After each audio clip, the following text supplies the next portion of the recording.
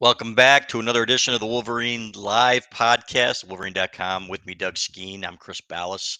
This is Michigan's former All Big Ten offensive lineman here, played for the New England Patriots, who are in a dogfight right now with the Green Bay Packers. Great game. So if you're just joining us from that, you should probably go back and tell us what happens here because that's looking back and forth. I'm just kidding. Give us a like though, and we appreciate it. And looking forward to watching Tom Brady tonight. So, but before then, Skeen, we're going to break down some Michigan and Iowa, and it's funny. You know what? You look at the final stats in this game. You look at the stats through three quarters, and you're thinking, man, they're absolutely mauling these guys and controlling these guys. But one little break there in concentration can change the tenor of a whole game, and it goes from laugher to you know what, you're on the edge of your seat a little bit here. So, but Skeen, when you win at Iowa, when you're up by 20 a couple of times and you win by double figures, I don't care how bad they are. That's very good victory on the road. So this was a big win, Ballas, because going back to the beginning of the year, remember I had Michigan at 10-2, and I thought Yep. this was going to be the one that Michigan was going to drop, and then the other one we'll talk about later in the season. But because I know how hard it is to go win at Iowa, the teams are usually incredibly well coached. They play at a different level when they're at home. The defense coming into this game was highly touted. And so this was the challenge of the year so far for Michigan. And I thought, man, they played really well in most facets of the game. There's still a few things that was like, oh, wait a minute, that needs to be fixed. Yep. And we'll talk about those. But overall, this is a great win for Michigan. A No big doubt. win. Anytime you can win on the road at Iowa, I think it's a big deal. So this was a big one for Michigan and a great one. Yeah. So for the Twitter people who were telling me online or on Twitter, lighten up Francis after, I said at the end of the game, that last drive was irksome, when they let him drive down the field. Number one, because it cost me staff picks. Actually, I think it cost you a win in staff picks, to be I was honest going to with be you. really, really You close in certainly staff were. picks. I Yeah, know. you and me both. And instead, John Borton gets the backdoor staff picks victory. Just a Mm. few things. So when you're breaking down a game, that you can be thrilled with a win, but as you always say, you know what? If you've got things to work on, then these are things that you're going to have to improve to beat Ohio State, to Yeah. to beat the better teams on the schedule, the Penn States. We would have said Michigan State at one time. We'll get to that in a minute. Probably not anymore. Yeah. However, that's going to be Michigan's Super Bowl there. I don't think there's any Mhm. question, or Michigan State's Super Bowl. So It always um, is. it Yep. always is. But when we just saw those stats there that Hutch put up, if you look through the end of the third quarter, and to me, you're doubling up in yardage and the push that they got, the offensive line, the Mhm. push that they got from the get go, Skeen. I knew even when they were bringing these guys in a little bit tighter and they were still getting push in the power game, that Michigan's Mhm. offensive line was probably going to have a pretty good day, and so was the offense. The first two possessions of that game for Michigan and Iowa could not have gone better for Michigan. That offensive line was cracking 5-6 yards per snap on the ground for the most part of that first quarter, and I thought Michigan's got this. All they got to do is this, Hmm. and we're going to handle them. And eventually, that's mostly what we did. So kudos to the interior Michigan offensive line, Keegan and Olawatimi and Zinter at right guard, really handling the middle in there. Of course, the two tackles played well, and the tight end. The blocking and the running in the first part of that football game set this thing up for Michigan to have success. Now, it wasn't without concern, but it was an impressive display of offense from Michigan.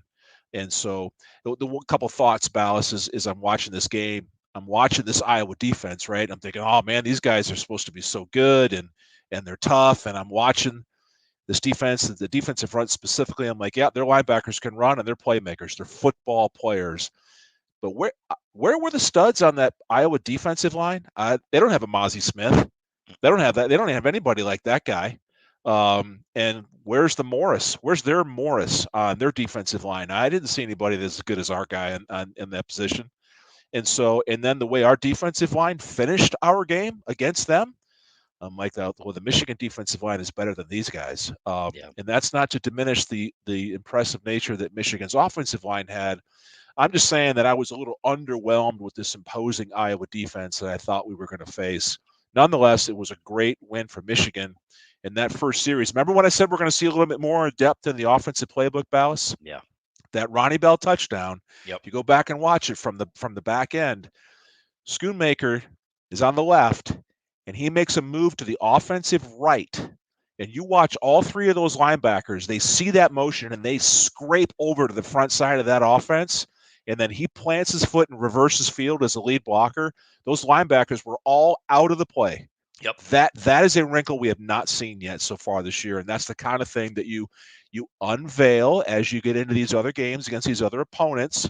And it's like, ooh, that was a really nice little twist. I hadn't seen that all year, and it caught Iowa off guard. And you It was break really nice.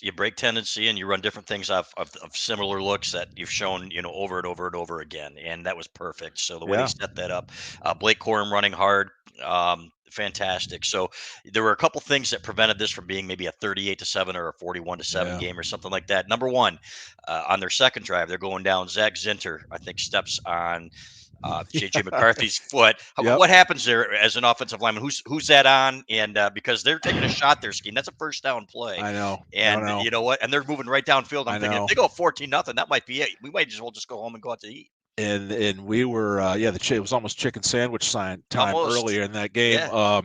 So as an offensive lineman, linemen are always taught to. I love that. It's 1034 Jose. Yeah. Nice. As an offensive lineman, you're always thinking, where's my first step need to go? Where do I need to plant my first move? And it's always with that right or left foot. And on that play, Zinter needed to get that left foot left.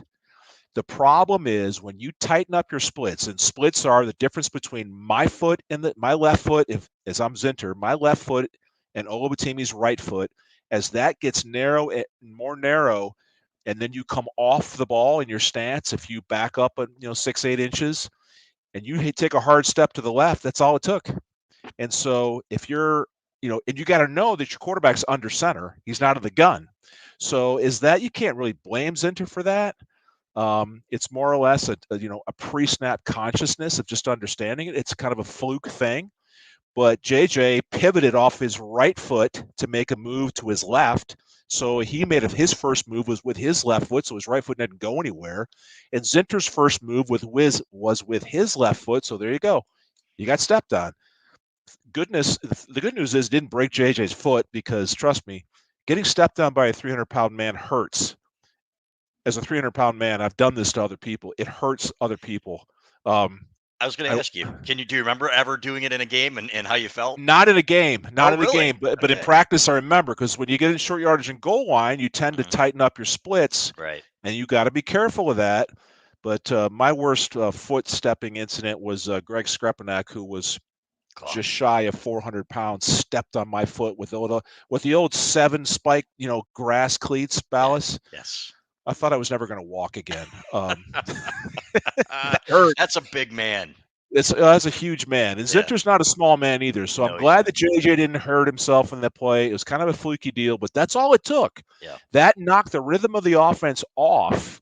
And then we're fighting uphill to try to get back to first down yardage. And that was a moment in the game where, we could have really broken that thing open right there and taken some serious momentum down their throats. And voila, one mistake, and here we are. The game ended up being tighter far further into that football game than it needed to be. Had Michigan just executed on a few situations, we could have put that thing away much earlier. Right. But that's the thing, right? If you're playing a tighter offense and a little bit more conservative, which is how Jim Harbaugh wants to play. And I wrote this in a column, Skene. It kind of felt like a Lloyd Carr win, right? Where if you do everything right, then you get Penn State 1997, where, you're running it down their throats, and then you're throwing play action. You're not missing that bomb that he missed to Roman Wilson, JJ McCarthy, and we'll talk about the deep ball here in a minute. Yeah. But a couple of momentary lapses of judgment or concentration, and all of a sudden you've got yourself a 20-7 game. And that brings us to our next play. You're up 20-0, and you got Michigan fans getting ready to celebrate, and they're making their reservations online, about where we're going to eat. And then all of a sudden, you get a lineman who I think was probably thinking the same thing, probably about his chicken sandwich, up 20-0, and closing in at the end of the third quarter. Here's what I thought was going to happen, Skene. I thought, okay, the way you've been running the ball and you're wearing these guys down, I thought, okay, you're going to run, take this thing to the fourth quarter up 20-0, and instead they passed twice. And on the second pass, man, disaster strikes. What happened on that play? You're talking about the backward pass fumble Exactly. thing. Yeah. So I went back and looked at that one several times. And it appears to me that our young right tackle there, Trente Jones, missed assignment, went MA, because he stepped inside and there was no one home to block or check blitz. It looked like the offensive line from right guard all the way over to the left was protection set left, and that would have meant Trente had a one-on-one with that defensive end. He obviously was expecting someone to come over there and pick up that defensive end, but there was no one to do it. So it looks like Trente missed assignment there, and then all of a sudden you got, a backward pass and disaster almost strikes. We were in full control of that football game, and one mistake, and now you lose 10, 15 yards, and then, I think that was a second down. It's more than The next that. Yeah. the next yeah, it was 15-yard loss or whatever it was. And all of a sudden, thank God we got the ball back there and recovered it, and then you run for 5 and then you punt. But it's just a mental error that's got to be cleaned up. You can't let people have free shots in your quarterback. And so if you go back and you watch the film again, Balas, the TV copy there, and you and I talk about this, when the play is over and the television camera has a wide enough angle there, you watch the body language of the guy in question. And on that one, you see Trente takes a set inside, and then he looks and sees the color go past his right, and he sees the disaster that happened in the backfield. And then the first thing he does is he looks and he turns towards Zinter, and they're obviously talking. There was a miscommunication somewhere, so I have no idea what Trente said, but he's obviously looking for, hey, what was the protection? Right. What happened there? So it looked like he was the odd man out. So 1 out of 5 guys makes a mistake, and you got almost a disaster. Tropicana Banana there makes a good point. Donovan Edwards with a great hustle play. Oh, Another sentence that I never thought I'd say. Tropicana Banana says, but in my lifetime. But it was a great play, Yeah. and it led to a touchdown anyway. But they took some a bad punt by Brad Robbins, really the first one of the year, where he kind of shanked it a little bit. But you know what? It's that little sequence of events that there's a yellow shirt, Alice. Yeah. Hey, it was Doug Skene's yellow shirt. So, Yes, that was my yellow shirt. yeah, exactly. So, fat guy in a yellow shirt. But Yeah, that was you know what? me. Here's the thing, Skene. Um, these are the little plays. If you're going to be in a game like that, there it is again. I love it so much. If you're going to be in a game like that and you're playing it close to the vest, and JJ McCarthy, 155 yards, you know what? They're not turning him loose, nor should they have in this game. And in fact, Kirk Ferentz, Iowa's coach, said after the game, we thought we could get a few more of those from him, or a young quarterback with our defensive line. Two things: the offensive line overall did a fantastic job protecting and in run blocking. So 1, 2. The Balas, there were only 3 plays that stick out in my mind that were. Right. Well, 4. I'm going to say there were 4 offensive line related plays that caused us problems. And we had, 60, 70 snaps in that football game. We dominated the possession of time, first downs, rushing yardage, everything. But there were 4. We just talked about the one. Yep. And then Ryan Hayes at left tackle gave up a bad pressure on a pass rush, and he just missed and got put on roller skates. You got to eliminate that. If you want to be an All-American, you can't do those things. He's better than that. And then there was the option play to the right where Michigan did the option right, and there was one too many guys over there. JJ went to pitch the ball, and I think on that play we had a missed assignment on the front side of that play. And then there was a 3rd and 1 down on our own end, and the game was still a 2-possession game at that time, I think. It was 3rd and 1, and our offensive line just got knocked straight back to a man almost across the front. And we're pretty good at short yardage and goal line. Throughout the course of the game, it's like, 3rd and short, 2nd and short, powered in there. Corum finds the seam and falls forward for 4 yards or 3 yards. But on that particular play, we got stuffed. Yep. Those are the only 4 plays really that kind of stuck out as I watched the game and thought, man, with the exception of those 4 plays, this offensive line was outstanding. Right. And it is our job to talk about these things, folks, because these are, if in an Ohio State game, these are plays that can cost you that game, for example. But I do want to talk, though, about 2 of those plays that you brought up, the option play. My tweet on that one was, you know what, you're getting 5, 6 yards a pop. If you're going to run the ball, you know what, why bring out the option there at that point? You're running it down their throats. And it's like Harbaugh said early in the game, you're getting 5, 6, 7 yards a pop. And you know what, if you want to run and make it 4-down territory type of thing, you know what, run it at him. I didn't like the option there. And Trente Jones was on roller skates, man. If you watch that play again. Yeah, he was. He got knocked back. And again, I don't know the assignments, but there has to be a pitch man, a read man, right? So And I'm wondering if Trente blocked that read man because no one was assigned to that front side linebacker. You see Zinter makes a move to his offensive left, Okay. and then he kind of goes up and looks at him and gives an arm toward him, but he had no angle at him. So it would make more sense to me that Trente would have taken a big, fat, wide split and then dipped that shoulder to go dart for the front side linebacker. JJ reads that defensive end as he comes up to play him or the running back, and then you pitch or keep, whatever. It looks like there was a miscommunication on the front side of that one. But, you say, yeah, it's our job to talk about this stuff.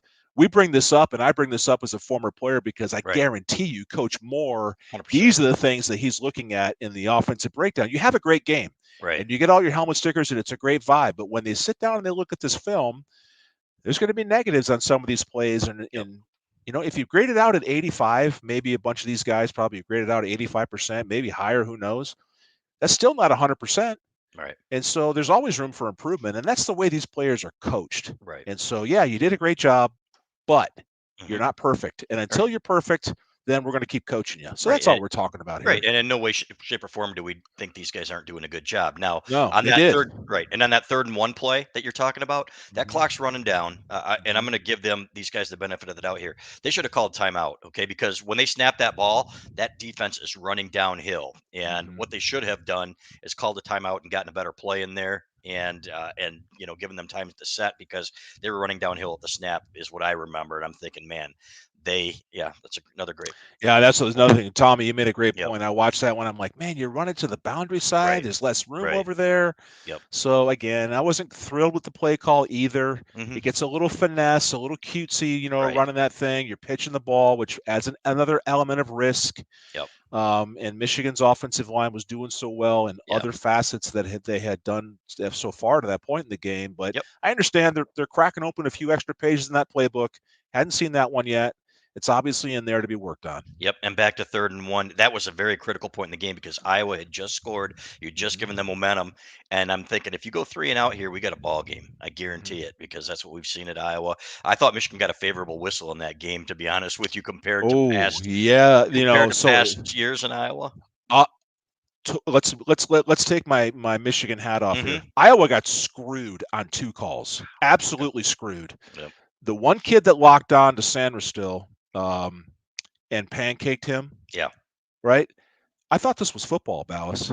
I knew you were going to say this. I thought this was football. We're still watching this. So the kid gets the 15-yard penalty, and as an offensive lineman, you got a blitzer coming in here, and it's a little guy. Doesn't matter, whoever it is. If you're going to threaten my quarterback and I can get my hands on you, I am going to make you wonder whether you want to do this again. And that's exactly what that kid did to our defender. And when he locked onto that defender, the ball was gone. That offensive lineman is not taught to see, am I away from the play or not? Should I be looking to see, should I stop blocking you or not? That's not how these guys are taught. And so the official throws the 15-yard flag, personal foul flag for unnecessary roughness. I'm like, that is a BS call right there. And if I were Iowa, I'd be livid about that one.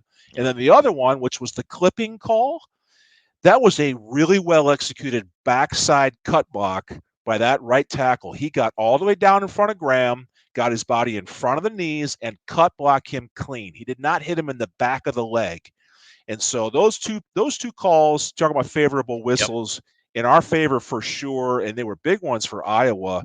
But as an objective offensive line guy who just likes to watch good offensive line play, I wish, I love doing that to dudes that would come in on blitzes, absolutely bury them as much as I could.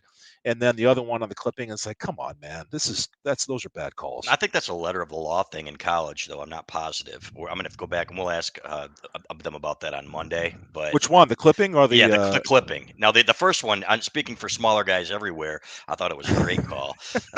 Bullies like you need to be put in their place at some point, and I thought that official did a great job. No, I disagree. I know you disagree. do. I understand. Yeah. And the other thing about that clipping call, Balas, the ball was still technically in the box. Yes. So you were allowed to engage a defender. Now, no one else was touching that 3 technique that Graham was playing. Right. That right tackle got down in front without anybody else touching him, so there was no high-low personal foul thing there. I thought it was a clean block, and I Yep. think Iowa got jammed on that And I one. think that Kirk Ferentz did too. And then he mentioned something in the post game about how it's going to change next year anyway, so it doesn't matter and the rules and so on and so forth. I don't know what he's talking No, about I don't there. either. I don't either. So we're going to do a little bit more digging on that. We'll talk about that in next week's show. So when we have, I think Doug Karsh, the voice of Michigan football, is going to join us. All right, So, cool. yep, which is great. So he's been doing a really good job. But yeah, so there, that's what we're talking about in terms of the calls, and you get the favorable whistles. And Hey, I wasn't going to complain too much, right? right, It's exactly. it's not very often that we No, get the favorable whistles. It seems like we're exactly. always the ones getting jammed. Right. So Yep. I was like, yeah, you know what? Iowa got screwed on that one, but I'm Yep. not going to complain too much And because he I want said it, this. Yeah, and Ferentz said it did change the tenor of the game a little bit, and it did. At the same time, Michigan was dominant throughout most of this game, with the exception of probably 7 or 8 minutes where they let it get away. So yeah. now let's talk a little bit about the center play, Olu Oluwatimi. I was watching him, and I was watching from the get go. And unfortunately, again, thanks to you, I'm watching offensive line play early in games instead of the things I should be watching, the fun stuff. No, that's what you should be watching. I know, that's what you say, but it's just not as it's just not as fun, folks. Trust me. But I That's was what watching. DVR is for, Ballas. You hit the reap. Yeah, now when you're up there live skiing, I you, know you you don't get have to that watch it live. luxury. I Yeah. know. So, but Oluwatimi, I thought had his Mhm. best game, and I thought he was pushing people around. I could sense the difference. This is the first game where I'm like, okay, this guy is really, really having an impact. I thought he played his best game in a Michigan uniform. So when you don't see leakage up the middle in our passing downs, and you don't see pressure, and JJ or whoever's in there, but now obviously JJ doesn't have room to step up or move around in there. When you know that's clean, you know your center is the bedrock of that offensive line. And no news is good news when you are watching the quarterback and he's making his throws or whatever. When he's got the room to do so, and when he follows through with his arm and it's not touching the back of someone's uniform or helmet or whatever, you know your center's doing a nice job. And so, yeah, I'm watching him, and I just think this offensive line is, boy, they're picking up momentum. Keegan in there, I watch him and play in there in the middle, Ballas. He's got a swagger to him, and I think he might be the guy that likes to rub your nose in it a little bit. And I love watching that. I love watching that. I know you do. I think he plays with a little bit of a nasty edge, but you watch that trio in the middle there with Oluwatimi, who's doing a really nice job, and those two guards, they got a little something going here, Yeah. and they're starting to bully people. And our two tackles are really good players too. I think, but we focus on them because it's just a play or two in these games Hmm. where they'll give some pressure or a sack. You got to clean that up. But I think this offensive line is really starting to come around and do some things that are exciting to watch. And they haven't been playing together that much this year because they've all been Yeah, banged up. And there was a right. concern going into this game about Keegan. We'd heard some buzz that, man, they're looking at the leg and so on and so forth, and to the point where he might be out a while. We got better news on Thursday Well, that he looks like he's moving fine. he And does on his now. lower body, Yeah, yeah, yeah. yeah, I see he's got the neck roll on. He's wearing that big yellow or the big white neck thing. yeah. That is an indication that he's got a stinger issue. Okay, As an offensive lineman, when you get hit, you get okay, hit, your head comes back this way. Not to bore you with sciencey stuff, Ballas, because I'm no doctor. Because I had stingers, and let me tell you okay. how much they freaking hurt. I can Uh, imagine. there's a nerve junction in all of our human bodies right here in the back of the neck, and when that thing gets pinched, it literally feels like someone's holding a blowtorch to Mhm. your arm. It hurts. And so the way you do that is you prevent your head from going back like that, and you put a big old school neck roll on, and that prevents it. So I'm looking at that. I'm going, hey, you probably had a stinger or two, but those can keep you out, man. They Yeah. hurt. Like those old school Michigan linebackers, those big slow guys that played just before you, the See, Mallorys. No disrespect, Matt, Mike Mallory and Andy neck Moeller. rolls, man. Neck rolls, baby. But see, he's not just a big dumb animal, folks. This guy, you want science? You want, you know what? This guy's Science-y. exact Science-y. science. See, this guy's a smart lineman. So, and most of these guys are. It's funny, but you get a bad rap. So, other than the mean thing, you guys are Yeah. a little bit mean, but that's a good thing. What you want from. And when you say Keegan, because it's funny when I was talking to him afterwards, and I asked him that first question. When you saw the film of this Iowa team, I asked him in the post game. I said, could you sense that you guys might be in line for a big day, and I could see his eyes light up, and he took it. These guys take it personal when Mhm. everybody's talking about this number one ranked defense in Iowa and back in black. They Mhm. play back in black when they come out skiing. It's really cool, Mm. and then they kick their ass Yeah, they for did. for the better They part of did. They did. that first series. They just moved right down the field. They did. There was a couple of short yardage and goal line plays. I think one of the touchdowns that we had, maybe it was a third and goal. I can't even remember. I'm looking at, you look where the ball goes, and Corum went to the right side of the offense. Zinter and Trente absolutely drug those dudes out, submarine them, and move them back. And all you need is a yard or two. It's exactly what we had. I think it was a 3rd and 1. It doesn't matter. So they got down, did the nasty work, and they're grinding people out of there. And again, for us in our conversation, for Michigan fans, this is all good. You just got to clean up those other things. You can't make the Yep. big mistakes and allow your quarterback to have the ball on the ground in a critical moment. So perfection is the goal. And if you can get, again, the standard always was 80% or higher, then you're playing championship football. To be the very best, you probably need to be up near 90%. With none of those really, really bad plays. But this offensive line is coming around, and I feel like they're really, I'm a big, we talk about it all the time, Balas. Big proponent of watching that body language, and you see an offensive line start to kind of get that. Yeah, Yeah. we are actually going to start torturing you here today in front of your parents and your girlfriend, and you're going to do nothing about it. Except And get that your chicken sandwich Get your afterwards. chicken sandwich. Hey, get your ass on the bus. Go get your chicken sandwich because we're about done with you people. And it is so much fun to do that to opponents. I'm telling you, Ballas, it's so Yeah. much fun. I'm jealous because these guys get to do it. Yeah, that's awesome. Now it stands. I want to ask you this because somebody had said, okay, is it a case where Michigan's line was that good, or Iowa's? You talk about Iowa not having a Mike Morris and not having a Mozzie Smith, and I think that was pretty clear. Yeah. But could it be a case of the Michigan line just making them look worse than they are? I think it's a combination. I think Okay, that this offensive line has got something going here, and I think they can be very, very good. I see yellow shirt guy. I love Jose. Uh, uh, this offensive line is coming into their own, and it's still early in this season. I think that at the same time, again, in my objective view, I didn't see the overpowering stud defensive lineman right. that I mentioned earlier that I think Michigan has, and the way they played.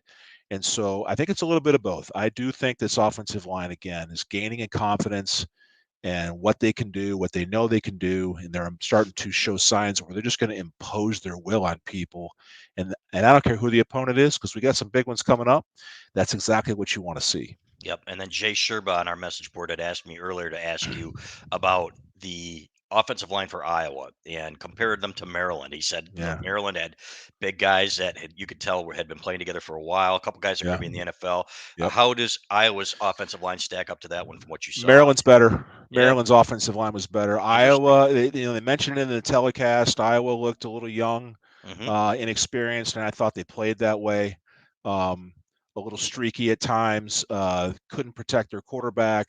Pass protection. You can always tell if an offensive line lacks its ability to have the millions and millions of reps together in game situations. When you see pocket pass protection, your right tackle's hips are maybe 4 yards deep and your right guard is too high and you have that big gap in between. There's a spatial recognition between all linemen and you create this gap and this pocket for that protection, and it's just you can't replicate it in practice. And so you get into game and one guy that makes a mistake and it can kind of steamroll and get out of control. And I'm looking at this offensive line of Iowa's. I'm like, they certainly have the parts and pieces. They just don't have the experience yet. Okay. So better things to come for them. But to answer your question, and I believe absolutely Maryland's offensive line was better.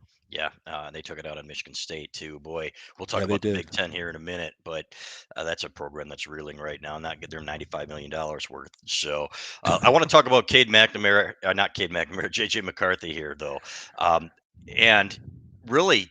When you talk about 155 yards, if this were a Cade McNamara offense, you'd have people squawking that, hey, why don't we have JJ in there?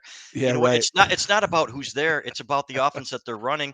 And he missed a couple of shots. You look at the numbers. 18 to 24. This kid's fantastic. Okay, the accuracy's great, right? Except for the deep ball, and that's something that he's got to work on. The interesting part is that Michigan was number one in the country in explosive plays over 50 yards last year. Now they're dead last. They've got, I Mm-hmm. think, one over 40, which is, I think, bottom 20% in the country. So part of it is there's two things to it, right? The deep ball, he's not hitting the deep ball. Otherwise, those numbers would be, you know what, you'd be have 5 or 6. It's a tough pass. That the percentages on a deep ball, I don't think people understand. Mhm. I think who was it? Joel Klatt said, you know what, that's a low percentage play. No matter how good a quarterback you are, and you see guys in Mhm. the pros missing guys in the deep ball all the time. But to me, this is a Jim Harbaugh's offense and the way he wanted it, and I thought he played it perfectly in this game. You're going to open it up, but that was a play. It's not playing not to lose. It's playing smart football and against that team in that environment. In my opinion. It feels like they're keeping JJ between the guardrails Hmm. in the safe part of the road here, which is exactly where he needs to be. Remember, this is his first season as the starting quarterback for Michigan. And in this Iowa game, for sure, it's like, hey, we got this offensive line. We've scripted the first couple series, which they usually do. We've Yep. done absolutely what we want to do to them. We don't need to get greedy here and start slinging this ball down the field. Sure, we'll take our shots, and Michigan did. And yes, he needs to connect on these deep balls by about 2 feet. And all of a sudden, we've got all these touchdowns instead of incompletions. So that's awfully close. But I thought in this game, in the previous game against Maryland, it's like, okay, let's not ask him to be some superhero back there. Let's get him to play the position. And I think there is some development that we're seeing here with this young quarterback in that when he's given the time and he sits in there, he's looking. Number one, yes, no, no. Number two, yes, no, no. Number three, where's my tight end? There he is, right there. And the ball is gone into a catchable tight end reception, and off goes Schoonmaker for a first down. And so there's nothing wrong with that. There's nothing super flashy, right? 155 yards, who cares? But Ballas, we handled Iowa pretty easily. And if Yeah. not for a few plays, we blow them out by 2 or 3 more touchdowns. Right.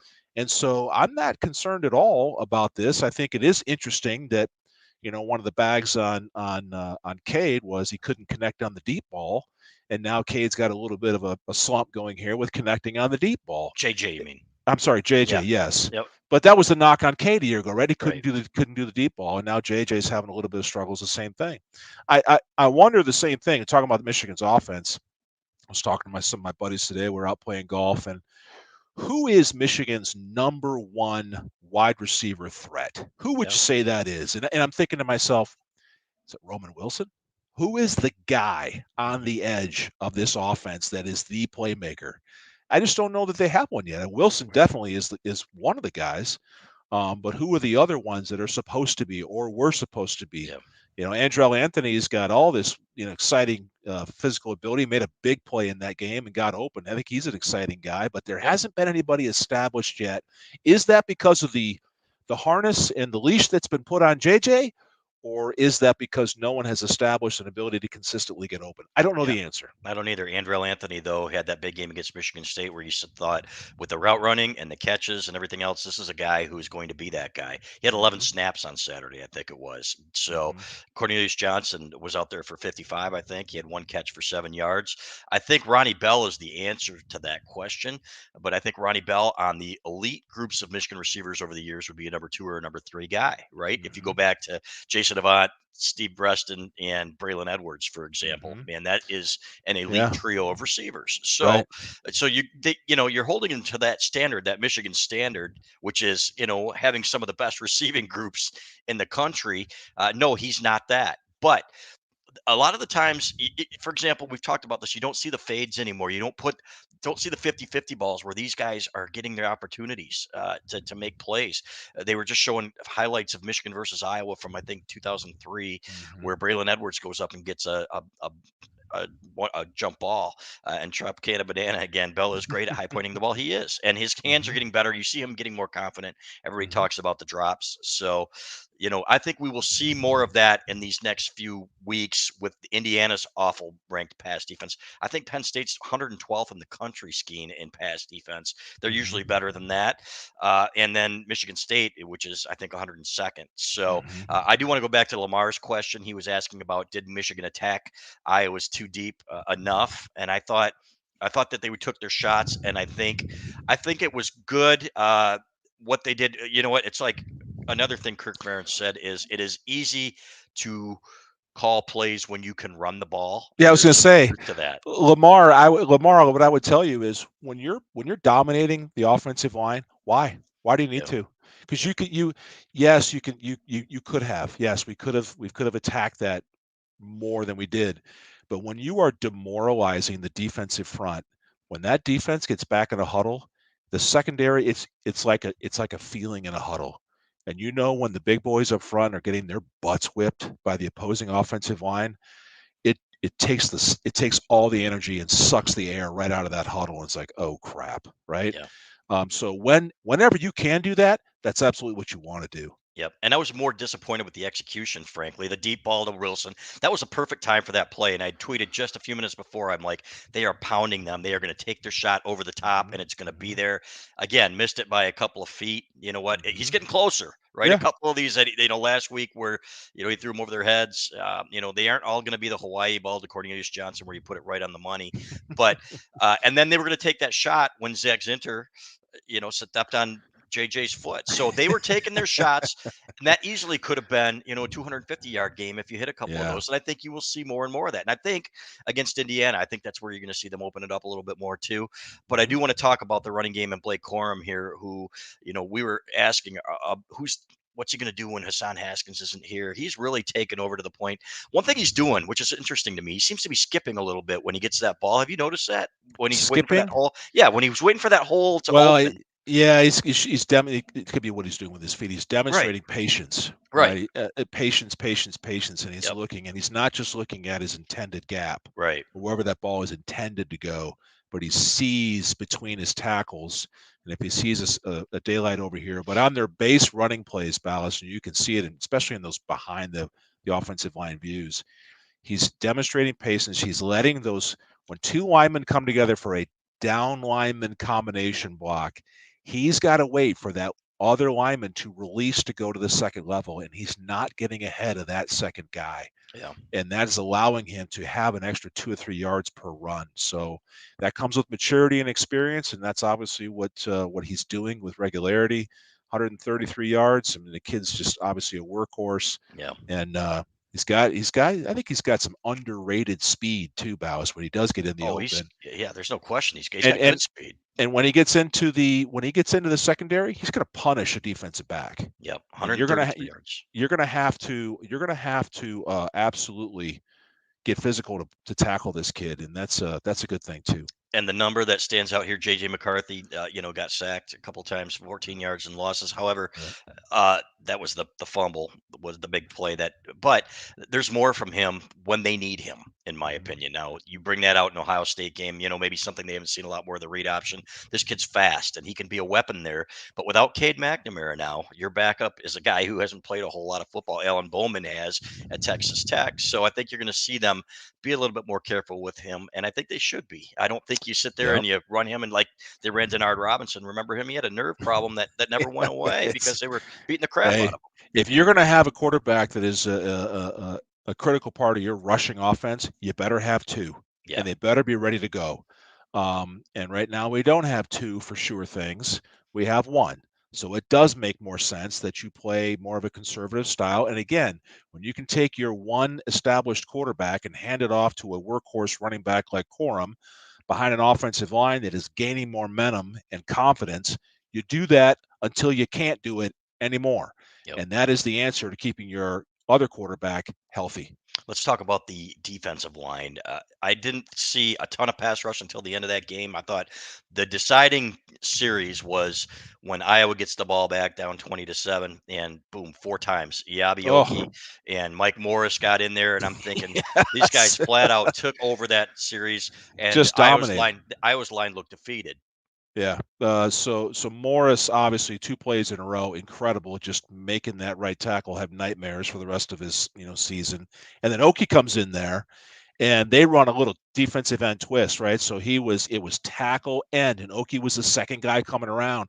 He did a really nice job, Ballas, of keeping his path tight and up in the middle. Sometimes, just like a pulling offensive lineman, if you get wide and too deep, you waste space and you take yourself out of the play. He did a really nice job executing that twist, and boy, he was up in that quarterback's face. So I mean, and I think when that kid's on the field, he brings a little bit of a spark to that pass rush. I think you're going to see more of him. I like him a lot. So Morris And has Mike flashes. Yeah, Mike. And you're right, Mike. It's like before that, they hadn't been getting a whole lot of. Now I don't know how much of max protecting they did Iowa because they've got their statue back there, and they found holes in the seams there of that defense. I want Yeah, to talk about that in a second too. But how but I much would were these guys max protecting against the 4-man rush? I didn't see tight ends hanging in there Okay. long because their one tight end was lighting it up. But I would say that to that point that I think it was Mike that just made that comment about Mm-hmm. Morris. You got to have flashes before you can get consistency. Mm-hmm. So I would say the pass rush individually, um, is a work in progress, right? I think this defensive line, very similar to this offensive line, I think these guys are gaining confidence. And what they did late in that football game in that series against Iowa is another building block toward what this defensive line, I think, can do. Yeah. And they do have a nice rotation, and I like the combination that they're putting in. I think you're going to see Oki more on the field. I think that guy 100%. brings a spark to it. And Morris, boy, those were 2 plays in a row. And yeah, that right tackle that he was working against was his head was spinning and it was out of sorts. Oh well, sucks to suck, dude. So here he comes, again. And they weren't giving him help. No, they didn't, Yeah. Ballas. They didn't send a tight end over there. Yeah. They didn't send a back over there to chip him either. And hey, that's the way it's supposed to be. You're supposed to block that guy, but he Right. couldn't. It didn't look So like they were blitzing a whole lot. Is that true? Sucks it to suck. sucks to suck. That's a Doug Skene chicken sandwich and sucks to suck. Two things that we're going to put on the Doug Skene shirt that we sell to our subscribers. So, uh, but I didn't think Michigan blitzed a whole lot in this game, and I think maybe there were a couple times that I think they were worried about maybe the screen passes. They're going to like, okay, Spencer Petras, you're going to beat us, and Yeah. they didn't think he was going to. Now he had some tough moments, but he also had some moments where I thought there was too much room between the linebackers and the safeties there, and they found the Yeah. seams, and it was a little disappointing. Yeah, their tight ends were running a little bit free. They made Hmm. some plays, right? And so, how tight do you really expect this Michigan defense to be? Again, I think we're coming along and they're building confidence. And yeah, they're giving up yards, but they weren't giving up the points, Ballas. So they were stiffening them up where they needed to be. And I kind of like where they're at right now. Hmm. And again, let's call out Upshaw on the play he made on that screenplay where Yes. he smelled the rat, Yeah. Ballas. He Yeah. smelled the rat, and then Put he that one just up, saw Hutch. that It's guy. another one. Yeah. Again, sometimes you smell a rat, you got to know where to find him, and he found it on that one and made a great play. So, yeah, I just again, and watching this defense having the success they're having it and having fun together, you can't put that in the stat line anywhere, but it's a big difference maker when you see guys playing together and celebrating together, building confidence together. It just snowballs, Ballas. I'm telling you, for having been there and done this, you just build this confidence and the expectations go up and you're feeling good about the next opponent and you know about the one at the end of the season. It's like, yeah, we're building towards something big here. Yeah. You loved playing on the road, didn't you guys taking over their Loved it. stadiums? Loved Yeah. it. But Ballas, I'm telling you, it's just when you come out in every stadium, you come out somewhere near the fans, right? You come out for you smell a rat in your chicken sandwich. Yes, that would suck. Sucks Yeah. to suck. Yes. You come out near, you come out for pregame, and there's usually some clowns near your tunnel barking at you, telling you the worst things about your mom and your sister you could ever imagine. And you kind of look up and you see them, right? And they're up there and they've had a few beers at the tailgate and they're jawing at you. You go out for a warm up, you come back, and it's the same fat guy barking at you and his ugly girlfriend saying stuff to you that you'd never want to hear in your life. And then you go out and you play the first half, and maybe it's a tight game. You come back at the half through the same tunnel. It's the same fat guy with the ugly girlfriend, and you want to do something, but you can't. And then by the end of the game, Ballas, when you've absolutely demoralized everybody and you've won and the stadium is silent and everybody's shoulders are down and you come walking back down there, if the fat guy's still sitting there, you kind of look at him and you just kind of give him one of those, Gotcha, buddy. It's like Mike Leach here. It's like we're having Mike Leach on our podcast. We have to get Mike here to talk with Don Circles. Oh God, I think Don's dead. God rest his soul. But Yes. fantastic, because every time it is funny because you do hear those guys, and no wonder you're so calm, cool, and collected on the golf course. If somebody yelled that to me, like when I'd be like in tears. My mom's a Hey, saint. you know how Carol many times Ballas is a saint. You know. I mean, the worst things a human could possibly say to another Yeah. human. And now, but these are grown men Right. usually saying things to, Men. 19, 20-year-old young men out Right. there playing college football. And you just, you can't What are you going to do? Tell them to shut up? No. So all Right. you can do, Balish, is you go out there and you absolutely destroy his favorite football team, and it's just so satisfying Yeah. to go into someone else's stadium and shut them all up Yep. and walk out of there like, "Yep, we just did that to your team. Enjoy the rest of the night, people." Yep. And then, of course, when you do that in most other stadiums, on the way back out, you get on the bus and you Hmm. get your own chicken sandwich and your own little Yep. box meal and your king size Snickers bar and your bag of chips, and everybody's happy, right? Tastes a little It, better. it tastes a little bit better, and the police escort takes you away on that, then the bus out of town, and then usually you see the opponents and their tailgates giving you the big middle finger as the buses go by, and you just wave, "Hey, bye." God, I love these podcasts. Oh man! All right, a couple things before we go. What about the kids that aren't playing? Okay, because we hear like social media is the devil. All right, we both know that. But you know what? You get these comments out there. So and so should be playing more. Should transfer to Illinois or whatever. And then these kids are liking these posts. You know, even after a win, and you know what? They didn't play a whole lot. And then you hear the story about the kid on the sidelines who's mad that he didn't play more, and you know he's walking off the field in disgust. Mhm. Was there always that? Is it just more obvious now because of the social media, or? Yeah, I think it's more prevalent for sure Mhm, because of the megaphone that everybody has sitting in their pocket with their smartphone, right. and that's just the way things are now. I think there's always that feeling, but the answer to that same point has always been the same. If you were worthy of playing time and you were demonstrating this in fall camp and in practice, especially on Tuesdays and Wednesdays when you're playing live football, you would be out there. If you were that good and you were that big of a difference maker, you will find your way on the field. And if you're not playing, there's usually a reason why. Mhm. Um, and in my experience of being there and doing this and watching these other players that we've seen come in through Michigan, and you're there far more than I am. You are closer to practices than I am, Ballas. Players are making plays in practice, and the players always know who the players are. And on every team, there's always a handful of guys that just want to sit in the corner and woe is me. It's all about me, and I should be playing more. Well, you know what? Maybe you should do more, and then you will find yourself playing more. And that's usually how it goes. Yep, you're 5-0 and you are number 4 in the country, folks. You know what? You're going Yeah. to get your chance and you're going to get your opportunities. So Yep. easy for me to say as the guy, you know, who would have been either the holder or the kicker. But you know what? You waited your Fellas, turn. I was one of those guys, right? Right, exactly. I sat on the bench at Michigan for 3.5 seasons Yep. and thought, I was, boy, I thought I was practicing just as good as some of my other line mates, and yet Hmm. I wasn't playing, and I wasn't playing, and I got frustrated, and it's like, what do I got to do? And then I realized the answer for me to get on that field is to destroy more people in practice. And when I started doing that, magically, I started playing. And so that's how it works. Yep, there's Jacob Sherba again, one of our better posters. Instant reaction thoughts on the report that Wisconsin is parting ways with Paul Christ with Leonard as interim. No Jim Leonard way. being the defensive coordinator. I can't believe No that either. way. That no way. However, Come on. now wait a minute. Now wait a minute. Illinois goes in there with Brett Bielema, and I got to tell you this dream I had last night. I was actually talking to Brett Bielema. He was in a T-shirt and he was on the field, and I said, "Well," and Illinois had just beaten Wisconsin. They held him to 2 yards rushing scheme. Yeah, I know. Illinois did. They went in there and kicked their ass.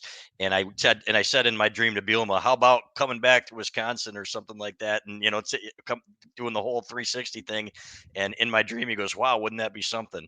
You know, type of thing. That'll never happen. Number one, because of the way they parted ways. But number two, if this is the case, I uh, can't believe this. you know, here's the thing. But their identity was just beating the crap out of you. And we can have Hutch look into this and see if there's any truth to this report. But you know what? Their identity here, the further they get away from Bielema here with Christ, you know, you can say, boy, 2 yards rushing, man, that's not Wisconsin football. They go out Yeah, and get but Graham Mertz, that quarterback that's supposed to be yeah. all everything. You know what? They can't move the ball anymore. Here's Wisconsin's problem this year. They don't have the guys on the edge of their offense for Mertz to get the ball to. They don't have elite receivers. Their offensive line has been, oh my, I can't believe this. Wow. Um, it is what it is. Yep. This is college football. Win or get the hell out. So Yeah. that's the way it is now. Um, and Wisconsin's defense does not have the front seven studs. They've got a really good nose tackle But they're out. They run that odd front balance. They run a 3-4 defense. They Yep. had those stud outside linebackers that could rush the passer. Those guys are all in the NFL now, so this is a little bit of a rebuild on the defensive side for Wisconsin. And but I understand 2 yards of rushing. Wisconsin still has talent in their offensive line. They have a good young running back, and they can't seem to get any push. I don't know. I thought that Rudolph was still the offensive line coach up there, and that's the same guy that's been pumping dudes in the NFL for 10, 15 years up there. I don't know. I thought there was a staff change, and maybe he was the offensive coordinator, and then that got switched. But it's been a little bit clunky up there with the Badgers, and I just can't believe because Chris was. I mean, they love him there, right? I guess I want to know Not more about. anymore. And Brett Bielema, you know what? When you get embarrassed by the guy that embarrassed you, you know what? That's going to make you do something probably. So, Boy, and you know what? They're 0 boy, oh 2. boy. Yeah, They're because Alvarez is the coach, right? Or the he's the AD. athletic director. I don't think he is. He might have retired, but Did he? regardless, I'm sure he's got some say. But He's 0 got some 2, say. 0-2 in that division scheme. That is the worst division in football. Even your guy, row the boat guy, loses 20-10 to Purdue. PJ Fleck. So does anybody want exactly? Does anybody want to win that division, man? I don't think they do. The Row fact the that boat. Nebraska is tied for first place after firing Scott Frost in that Yeah, division. it's unbelievable. Yeah, Row the boat guy. Row the boat guy's team. I got a feeling read of too few many things about how good they were. Started reading their own clippings. Got a little soft. Thinks, oh, it's just Purdue coming to town. Purdue's been playing people tough all year, and so Minnesota got a little taste of reality up there. and lost their Uh, running back. and they Mohamed lost their Ibrahim. running back. Yep, Yep. And he so got hurt. Wisconsin now in total turmoil. That's unbelievable. Yep, Um, yeah, Northwestern is a train wreck this year. yep. So the West Side, Iowa, can Iowa come around? And the West, I don't know. The West is a mess. I said in a tweet, I said whoever wins that trophy should donate it to recycling because it's not going to really be worth a whole lot, man. Yeah, you're going to come out of the West and you're going to play Ohio State or Michigan.